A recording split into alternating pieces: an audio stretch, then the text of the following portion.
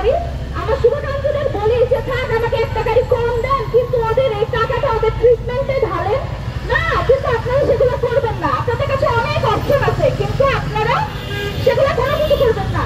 আপনারা কি করবেন? নিজেদের পকেট ভারী করবেন। যখন ধরা খাবেন তখন আপনাদের সংগঠনের কেউ একজন বলবে ভাই আপনি এটা ঠিক করতেছেন না, আপনার কিন্তু এটাকে সত্যি জবাবদিহি করতে হবে।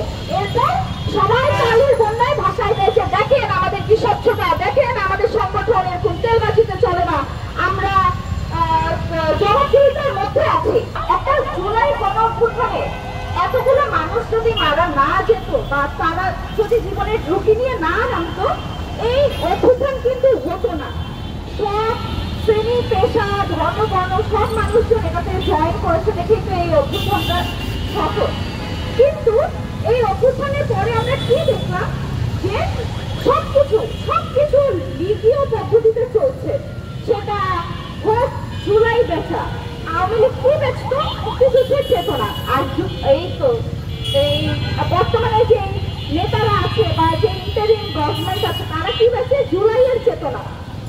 আপনারা যারা এই জুলাইয়ের চেতনা বিক্রি নিয়ে কথা বলেন অথবা বলেন না, যারা বলেন না তাদের অবশ্যই নিজেদের কোনো একটা স্বার্থ আছে। আপনারা এই ইন্টারিম গভর্নমেন্ট থেকে বা তাদের এই যে নতুন নেতারা মাথাচাড়া দিয়ে দাঁড়িয়েছেন তাদের থেকে আপনারা কোনো না কোনো সুযোগ সুবিধা পান অবশ্যই।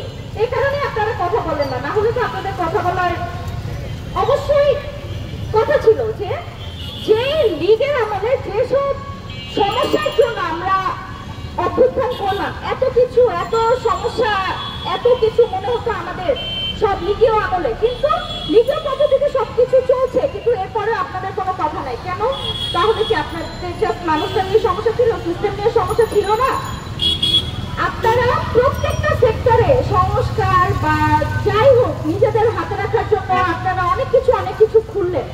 এই আজকে যে ব্যানার সেটার জন্য আপনারা খুলেছিলেন জুলাই ফাউন্ডেশন গত বছরের জুলাই মাস। এটার পরেও এই বছরের জুলাই মাস 2025-এর জুলাই মাস চলে আসছে, কিন্তু আপনারা আহতদের একটা লিস্ট করতে পারছেন না।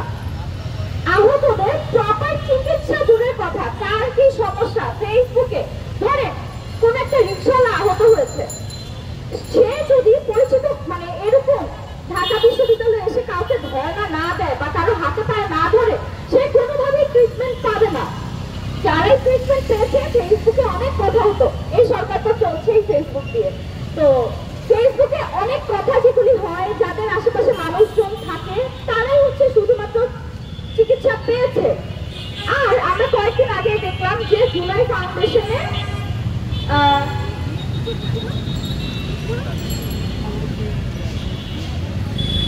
কোন একটা মাথা হবে, সে হচ্ছে নির্বিদ্ধ, সে হচ্ছে জুলাই ফাউন্ডেশনের টাকা শেষ দেখে সে পদত্যাগ করে চলে গেছে।